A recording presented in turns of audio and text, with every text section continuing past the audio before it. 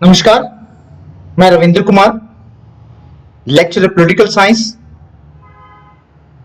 Government senior secondary school Chatlana, जिला यमुनानगर।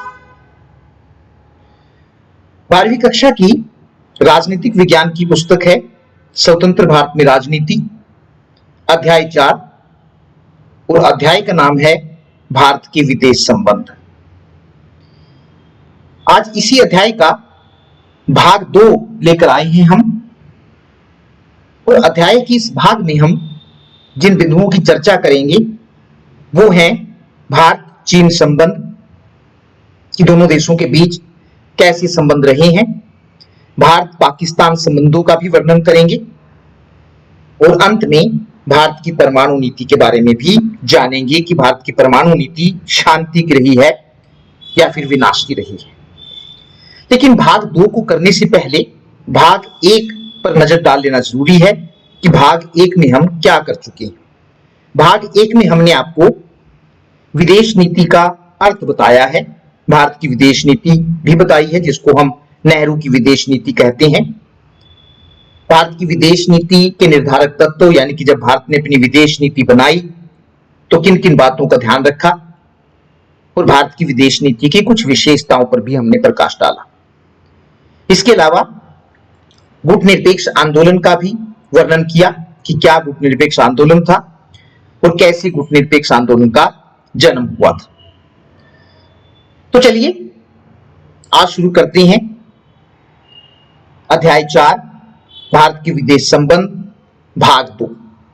और भाग 2 में सबसे पहले हम करेंगे भारत चीन संबंध, कैसे दोनों देशों के बीच संबंध रहे हैं। 15 अगस्त 1947 को जब भारत स्वतंत्र हुआ तो उसने चीन के साथ अपने रिश्तों की शुरुआत बड़े दोस्ताना संबंधों के साथ की। स्वतंत्रता के बाद दोनों देशों के बीच कुछ समय तक अच्छे संबंध भी रहे, हिंदी चीनी भाई भाई का नारा भी लगाया गया। वास्तव में पंडित नेहरू के दिल में चीन के प्रति गहरे भाव थे। उन्होंने अंतर्राष्ट्रीय फलक पर चीनी सरकार की मदद भी की थी। 1949 में जब चीन में साम्यवादी सरकार की स्थापना हुई तो भारत चीन की कम्युनिस्ट सरकार को मान्यता देने वाले पहले देशों में से एक देश था। हालांकि नेहरू के कुछ सहयोगियों, खासकर सरदार वल्लभ भाई पटेल को शक था कि आगामी दिनों में चीन भारत पर आक्रमण कर सकता है, लेकिन नेहरू को भारत पर चीन के आक्रमण की दूर दूर तक कोई संभावना नहीं लगती थी। 29 अप्रैल 1954 में दोनों देशों के बीच पंचशील का समझौता भी हुआ था। यह समझौता दोनों देशों के बीच मजबूत संबंध स्थापित करने की दिशा में अगला कदम था। इसके अलावा उस समय भारत और चीन के नेता एक दूसरे के देश का दौरा भी करते थे और उनके स्वागत में बड़ी भीड़ भी जुटती थी। लेकिन फिर भी दोनों देशों के संबंधों में कई बातों को लेकर खटास थी। वो खटास किन किन बातों को लेकर थी, जैसे सीमा विवाद। जो सबसे ज्यादा खटास थी वो थी सीमा को लेकर। भारत और चीन के बीच सीमा रेखा को मैकमोहन लाइन के नाम से जाना जाता है। इस रेखा को 1914 में शिमला में भारत, चीन और तिब्बत के नेताओं द्वारा एक बैठक में समझौता करके तय किया गया था। क्योंकि यह रेखा उस समय भारत के विदेश सचिव आर्थर हेनरी मैकमोहन ने खींची थी, इसलिए उन्हीं के नाम पर इस रेखा को मैकमोहन लाइन कहा जाता है। अभी आपको ये पता लग गया होगा कि मैकमोहन लाइन क्यों कहते हैं, क्योंकि इस रेखा को निर्धारित करने में उस समय के विदेश सचिव आर्थर हेनरी मैकमोहन ने महत्वपूर्ण भूमिका निभाई थी, इसलिए उन्हीं के नाम पर इस रेखा को मैकमोहन लाइन कहा जाता है। भारत के विदेश सचिव आर्थर हेनरी मैकमोहन, ये उनका एक बड़ा रेयर चित्र आपके सामने उपस्थित है। ये आप देख रहे हैं चित्र में अपने स्क्रीन पर जो भारत और चीन के बीच सीमा रेखा है। माउस के जरिए आप देख रहे हैं जहां जहां माउस है और जहां जहां पीली लाइन है, ये मैकमोहन लाइन है। अक्साई चीन को अब चीन ने कब्जा कर लिया है, लेकिन पहले ये भारत के अंडर था। इस प्रकार थोड़ी सी जो सीमा रेखा हमारी मिलती है वो सिक्किम राज्य के साथ मिलती है और फिर अरुणाचल प्रदेश के साथ एक पूरी लाइन मिलती है। तो इस तरह से ये भारत और चीन की सीमा रेखा है और इसका जो नाम है वो मैकमोहन लाइन है। 1956 तक चीन इसे ही सीमा रेखा मानता रहा। 1914 में जो सीमा रेखा निर्धारित की गई थी, 1956 तक चीन उसे ही सीमा रेखा मानता रहा।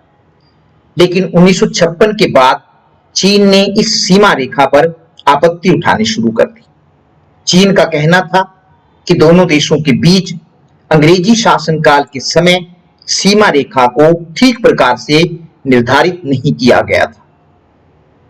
भारत चीन सीमा रेखा दोबारा फिर आपकी स्क्रीन पर जहां जहां पीली लाइन है वो भारत और चीन के बीच सीमा रेखा है। 1956 के बाद चीनी सरकार द्वारा जितने भी मानचित्र प्रकाशित किए गए उन सभी में भारत के अरुणाचल प्रदेश और लद्दाख के अक्साई चीन वाले हिस्से को चीन में दिखाया गया। तो चीन ने इन दो हिस्सों को अपने में दिखाना शुरू कर दिया। फिर आप देख रहे हैं मानचित्र में अक्साई चीन वाला जो इलाका है, अगर आप देख रहे हैं तो माउस के जरिए आपको दिखाया गया है। ये वाले इलाके को चीन ने अपने क्षेत्र में दिखाना शुरू कर दिया। इसके अलावा जो हमारा अरुणाचल प्रदेश राज्य है उस पूरे के पूरे को भी अपने क्षेत्र में दिखाना शुरू कर दिया, जिसके कारण दोनों देशों के बीच थोड़ा विवाद बढ़ गया। जब भारत ने इस तरफ चीन का ध्यान आकर्षित किया तो चीन ने इसे पुरानी सरकार की गलती बताया और आने वाले समय में इन नक्शों को ठीक करने का आश्वासन दिया। लेकिन चीन ने ऐसा कुछ नहीं किया, उल्टे वह इन क्षेत्रों तक पहुंचने के लिए सड़कें बनाने लगा। चीन द्वारा तिब्बत पर कब्जा। इतिहास के जानकारों का मानना रहा है कि तिब्बत कभी भी चीन का हिस्सा नहीं रहा है। इसके बावजूद 1950 में चीन ने तिब्बत पर आक्रमण करके उसे अपने में मिला लिया। अगले वाले आप चित्र में देख रहे हैं कि तिब्बत जो है वो शुरू से ही चीन का हिस्सा कभी नहीं रहा है। माउस के जरिए रेड रेड आप देख रहे हैं, ये तिब्बत एक अलग पठार था। लेकिन 1950 में क्या किया कि चीन ने इस पर कब्जा कर लिया और इसे अपने में मिला लिया। लेकिन इतिहासकारों का मानना है कि तिब्बत कभी भी चीन का हिस्सा नहीं रहा था। ये भी तिब्बत आप देख रहे हैं, ये भारत है और ये नेपाल है। नेपाल के बाद अगर आप ये माउस की देख रहे हैं एरो, तो ये तिब्बत है और चीन एक अलग देश था। लेकिन 1950 में चीन ने तिब्बत पर कब्जा कर लिया। 1959 में तिब्बत के लोगों ने तिब्बत को स्वतंत्र कराने के लिए चीनी सरकार के खिलाफ आंदोलन छेड़ दिया। चीनी सरकार ने आंदोलन को कुचलने के लिए तिब्बत के लोगों पर अत्याचार करने शुरू कर दिए। इन अत्याचारों से डरकर तिब्बत के लोग अपने धर्म गुरु दलाई लामा के साथ भारत पहुंचे।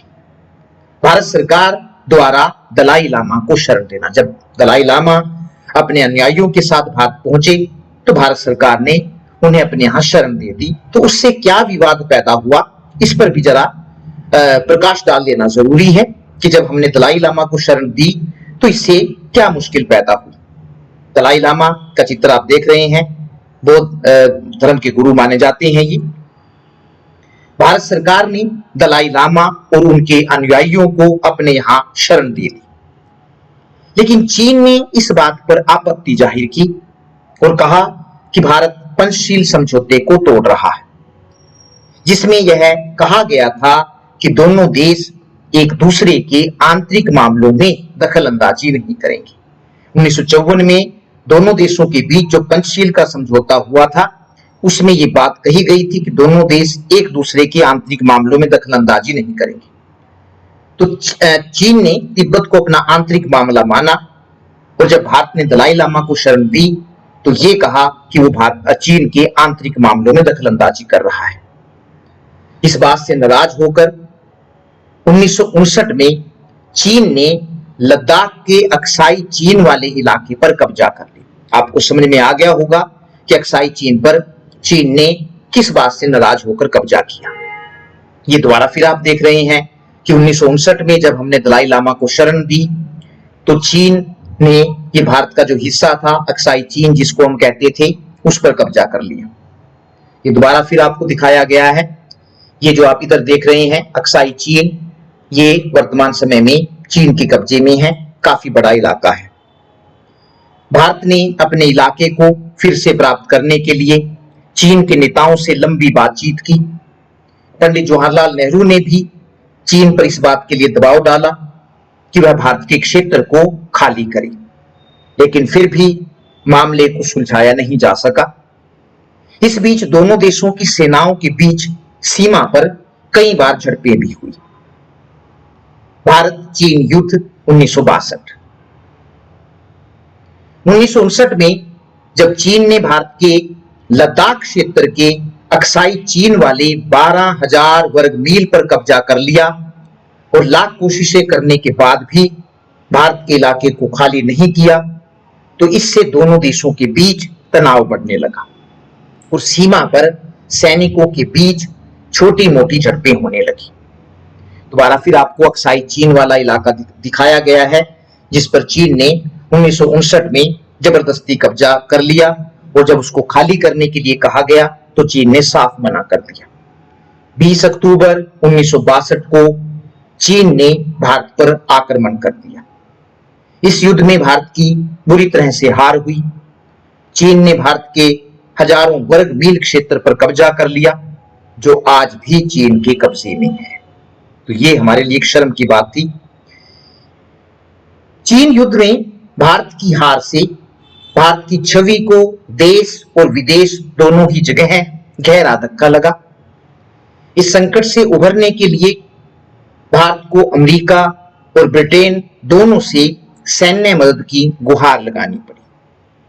चीन युद्ध से भारतीय राष्ट्रीय स्वाभिमान को भी ठेस पहुंची, लेकिन इसके साथ साथ राष्ट्रीय भावना मजबूत हुई। चीन युद्ध में भारत की हार से नेहरू के नजदीकी सहयोगी और तत्कालीन रक्षा मंत्री वी के कृष्ण मेनन को मंत्रिमंडल में अपना पद छोड़ना पड़ा। रक्षा मंत्री वी के कृष्ण मेनन का चित्र आपकी स्क्रीन पर है। पंडित नेहरू की छवि भी खराब हुई। चीन के इरादों को समय रहते न भांप सकने के कारण और सैन्य तैयारी न कर पाने को लेकर नेहरू की काफी आलोचना हुई। पहली बार उनकी सरकार के खिलाफ अविश्वास प्रस्ताव लाया गया और लोकसभा में इस पर बहस हुई। इसके तुरंत बाद हुए कई महत्वपूर्ण उपचुनावों में कांग्रेस को हार का मुंह देखना पड़ा। देश का राजनीतिक मानस अब बदलने लगा था, एक बड़ा परिवर्तन आने लगा था और वो परिवर्तन क्या हुए थे वो आपको इसी पुस्तक के अध्याय 5 में बताया जाएगा। 1962 में खराब हुए भारत और चीन संबंधों को फिर से सामान्य होने में करीब 10 साल लगे। 1976 में दोनों देशों के बीच फिर से पूर्ण राजनयिक संबंध स्थापित हुए कि दोनों देशों के बीच बातचीत बिल्कुल बंद हो गई थी। तो 1976 में दोबारा फिर दोनों देशों के बीच राजनयिक संबंध स्थापित हुए। शीर्ष नेता के तौर पर पहली बार श्री अटल बिहारी वाजपेयी, जो उस समय विदेश मंत्री थे, 1979 में चीन के दौरे पर गए। इसके बाद श्री राजीव गांधी भी बतौर प्रधानमंत्री चीन के दौरे पर गए। चीन के साथ हुए युद्ध ने भारत के नेताओं को पूर्वोत्तर की डामाडोल स्थिति के प्रति भी सचेत किया। तब यह इलाका काफी पिछड़ा हुआ था और देश से अलग थलग पड़ गया था।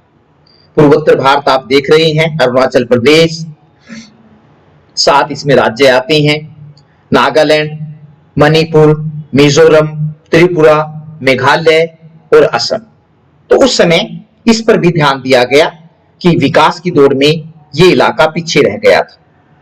चीन युद्ध के तुरंत बाद इस इलाके के विकास की कोशिशें शुरू की गई। नागालैंड को राज्य का दर्जा दिया गया। मणिपुर और त्रिपुरा हालांकि केंद्र शासित प्रदेश थे, लेकिन उन्हें अपनी विधानसभा के चुनाव का अधिकार दिया गया। उसके बाद नेक्स्ट हमारे पास आता है भारत पाक संबंध या भारत पाकिस्तान संबंध, दोनों देशों के बीच कैसे संबंध रहे हैं इसका भी वर्णन करना जरूरी है। पाकिस्तान की स्थापना 1947 में भारत विभाजन के कारण हुई थी, ये आप पहले अध्याय में जान चुके हैं।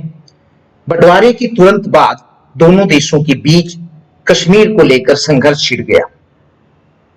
कश्मीर विवाद क्या है, इस पर प्रकाश डालना जरूरी है कि दोनों देशों के बीच कश्मीर एक महत्वपूर्ण मुद्दा क्यों बना हुआ है या विवाद का मुद्दा क्यों बना हुआ है।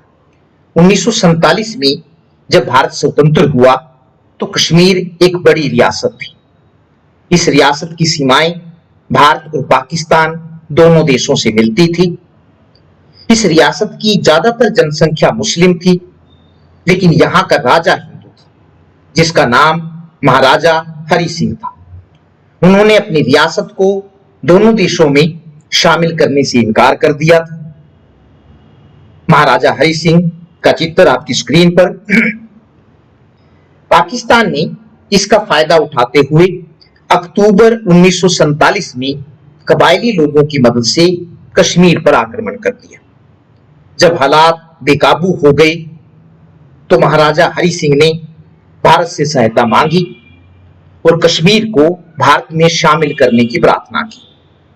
भारत ने कश्मीर की इस प्रार्थना को मान लिया और पाकिस्तान को चेतावनी दी कि वह कबायली लोगों की सहायता ना करे, लेकिन पाकिस्तान ने इसकी कोई परवाह नहीं की और कश्मीर के एक बड़े हिस्से पर कब्जा कर लिया, जो आज भी पाकिस्तान के कब्जे में है और जिसे पाक अधिकृत कश्मीर POK, पाक ऑक्यूपाइड कश्मीर कहा जाता है, जबकि भारत वाले हिस्से को जम्मू कश्मीर कहते हैं। तो ये आप देख रहे हैं अपने चित्र में पाकिस्तान के कब्जे वाला पाक अधिकृत कश्मीर, जो डार्क ग्रीन आप देख रहे हैं, वर्तमान समय में इस पर पाकिस्तान ने कब्जा किया हुआ है। और इधर ये लाल वाला जो आप देख रहे हैं अक्साई चीन, इस पर चीन ने कब्जा किया हुआ है। और हमारे हिस्से में जो आता है वो एक थोड़ा सा इलाका है जिसको हम जम्मू कश्मीर कहते हैं। ये जो आप रेड लाइनें और ग्रीन देख रहे हैं, ये पाकिस्तान ने चीन को गिफ्ट में दे रखा इलाका है। भारत ने पाकिस्तान की इस कार्यवाही को संयुक्त राष्ट्र संघ में उठाया, लेकिन दुख की बात है कि संयुक्त राष्ट्र संघ आज तक इस समस्या का समाधान नहीं कर पाया है और तब से लेकर आज तक कश्मीर दोनों देशों के बीच तनाव का कारण बना हुआ है। 1965 का भारत पाक युद्ध और ताशकंद समझौता। 1962 के भारत चीन युद्ध में भारत की बुरी तरह हार से पाकिस्तान को लगने लगा कि वह भी भारत को हरा देगा। इसलिए अप्रैल 1965 में उसने भारत के गुजरात के कच्छ इलाके के रन में सैनिक हमला बोल दिया। हालांकि ये एक बिल्कुल मुश्किल इलाका है। कच्छ इलाके के रन में सैनिक हमला बोल दिया अप्रैल 1965 में। इस आक्रमण का भारत ने मुंह तोड़ जवाब दिया। इसके बाद पाकिस्तान ने 1965 के अगस्त सितंबर के महीने में जम्मू कश्मीर में बड़े पैमाने पर हमला बोल दिया। पाकिस्तान के नेताओं को उम्मीद थी कि जम्मू कश्मीर की जनता उनका समर्थन करेगी, लेकिन ऐसा नहीं हुआ। कश्मीर के मोर्चे पर पाकिस्तानी सेना की बढ़त को रोकने के लिए तत्कालीन प्रधानमंत्री लाल बहादुर शास्त्री ने पंजाब की सीमा की तरफ से जवाबी हमला करने का आदेश दिया। दोनों देशों की सेनाओं के बीच घनघोर लड़ाई हुई। प्रधानमंत्री लाल बहादुर शास्त्री छोटे से कद के व्यक्ति थे, लेकिन इरादे बुलंद थी। भारत की सेनाएं लाहौर तक पहुंच गई और भारत ने पाकिस्तान के एक बड़े हिस्से पर कब्जा कर लिया, लेकिन अंत में संयुक्त राष्ट्र संघ के हस्तक्षेप से दोनों देशों के बीच युद्ध बंद हो गया। दोनों देशों के बीच युद्ध तो बंद हो गया था, लेकिन तनाव अभी जारी था। अतः दोनों देशों के बीच तनाव को कम करने के लिए सोवियत संघ ने मध्यस्थता की पेशकश की। सोवियत संघ की इस मध्यस्थता से भारत के प्रधानमंत्री श्री लाल बहादुर शास्त्री और पाकिस्तान के राष्ट्रपति जनरल अयूब खान ताशकंद में मिले। 10 जनवरी 1966 को दोनों देशों के बीच एक समझौता हुआ जिसे ताशकंद समझौता या ताशकंद एग्रीमेंट कहा जाता है। प्रश्न आता है कि ताशकंद कहां है।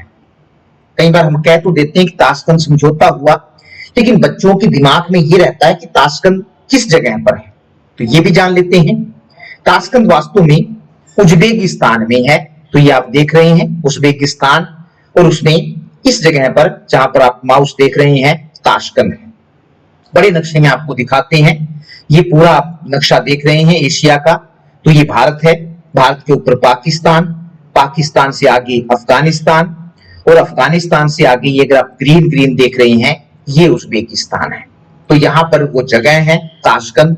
ताशकंद में वो समझौता हुआ था 10 जनवरी 1966 को। ताशकंद समझौते में कई बातें कही गई थी। पहली थी कि दोनों देश अपने आपसी विवादों को शांतिपूर्ण ढंग से सुलझाएंगे, दोनों देश एक दूसरे के आंतरिक मामलों में दखल अंदाजी नहीं करेंगे, दोनों देश अपनी सेनाओं को युद्ध से पहले वाली स्थिति पर ले जाएंगे, दोनों देश एक दूसरे के जीते हुए क्षेत्रों को वापस करेंगे। एक महत्वपूर्ण शर्त थी, दोनों देश एक दूसरे के जीते हुए क्षेत्रों को वापस करेंगे। जबकि पाकिस्तान ने तो कुछ जीता ही नहीं था, जबकि भारत की सेनाएं लाहौर तक पहुंच गई थी और भारत ने पाकिस्तान के एक बड़े हिस्से पर कब्जा कर लिया था। इसलिए ये समझौता जो था वो भारत के लिए हानिकारक था।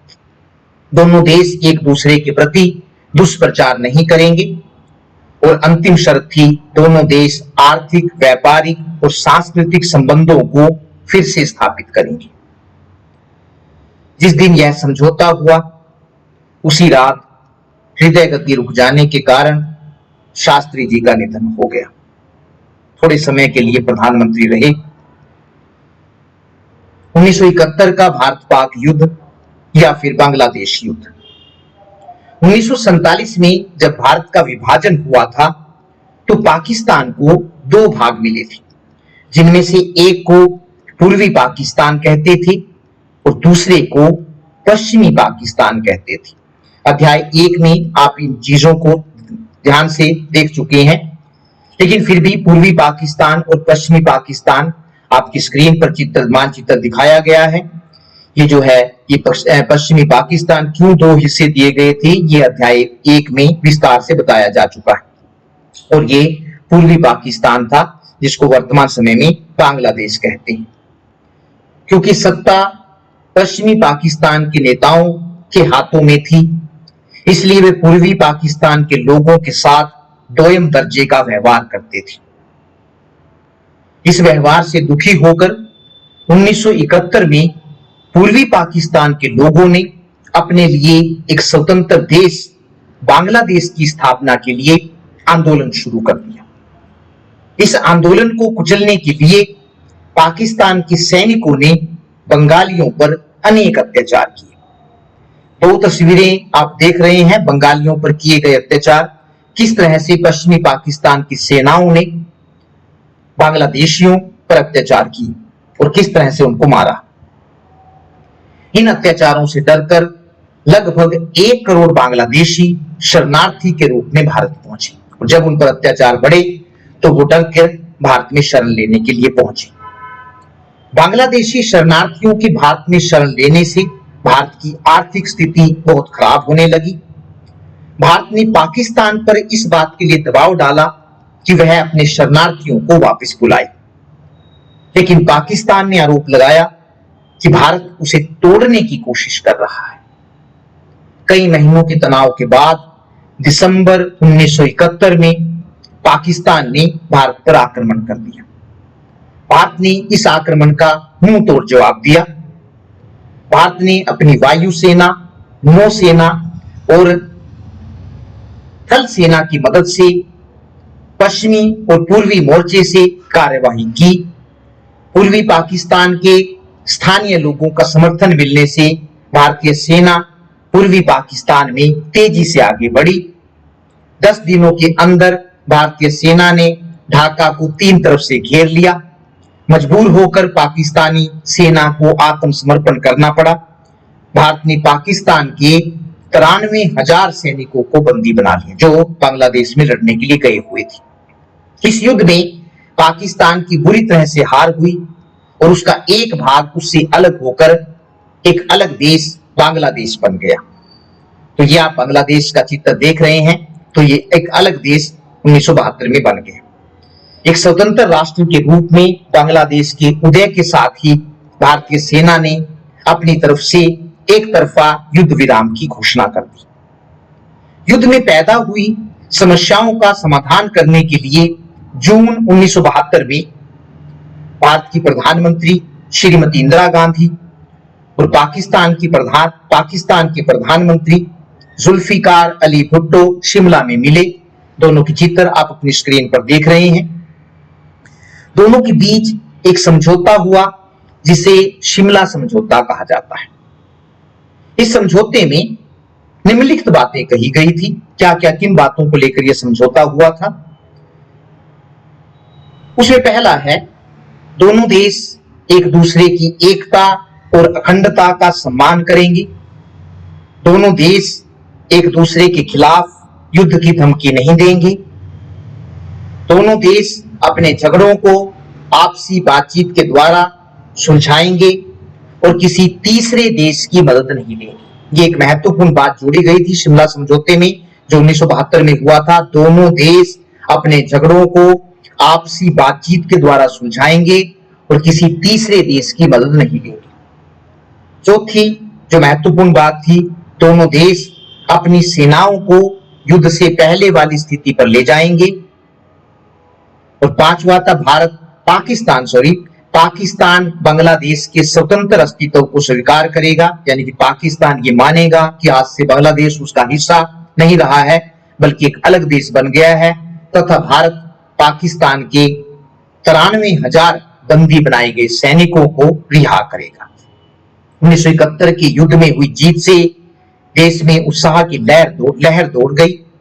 अधिकांश भारतीयों ने इसे गौरव की घड़ी के रूप में देखा क्योंकि श्रीमती इंदिरा गांधी उस समय भारत की प्रधानमंत्री थी।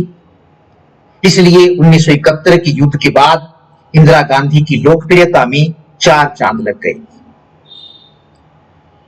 और नेक्स्ट हमारे पास अंत में आता है भारत की परमाणु नीति। हमारी कैसी परमाणु नीति रही है, हम क्या करना चाहते हैं। आधुनिक भारत के निर्माण के लिए पंडित नेहरू ने हमेशा विज्ञान और प्रौद्योगिकी पर अपना विश्वास जताया था। इसलिए उनकी औद्योगिकरण की नीति का एक महत्वपूर्ण घटक परमाणु कार्यक्रम था। लेकिन उनका मानना था कि परमाणु ऊर्जा का प्रयोग विनाश के कार्यों में न करके विकास के कार्यों में करना चाहिए। नेहरू का मानना था कि परमाणु ऊर्जा का प्रयोग या परमाणु शक्ति का प्रयोग विनाश के कार्यों में नहीं किया जाना चाहिए बल्कि विकास के कार्यों में किया जाना चाहिए। इसलिए नेहरू परमाणु हथियारों के खिलाफ थे। उन्होंने महाशक्तियों पर भी पूर्ण निशस्त्रीकरण के लिए जोर डाला था कि वो भी अपने परमाणु हथियारों को खत्म करे। अतः हम कह सकते हैं कि भारत शुरू से ही निशस्त्रीकरण का समर्थक रहा है। लेकिन 1962 में चीन से युद्ध में हार, 1964 में चीन द्वारा परमाणु परीक्षण करना और 1965 और 1971 में पाकिस्तान के साथ हुए युद्धों ने भारत को अपनी परमाणु नीति पर फिर से विचार करने के लिए मजबूर किया। देश के नेताओं ने यह महसूस किया कि भारत को भी परमाणु हथियार संपन्न देश बनाना चाहिए ताकि दूसरे देशों द्वारा आक्रमण करने की स्थिति में उचित जवाब दिया जा सके। इसी बात को ध्यान में रखते हुए भारत ने 18 मई 1974 को राजस्थान के पोखरण में पहला परमाणु परीक्षण किया। 18 मई 1974 को राजस्थान के पोखरण में पहला परमाणु परीक्षण किया। पोखरण आप जगह देख रहे हैं, राजस्थान में है और बॉर्डर के नजदीक है। आगे और चित्र हैं, उनमें आपको ज्यादा स्पष्ट होगा। ये जैसलमेर है और जैसलमेर जिले में ही पोखरण आता है।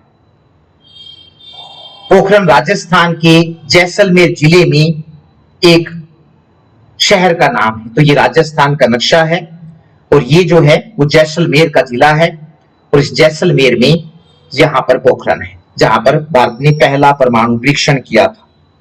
भारत ने इस परमाणु परीक्षण को शांतिपूर्ण परीक्षण करार दिया।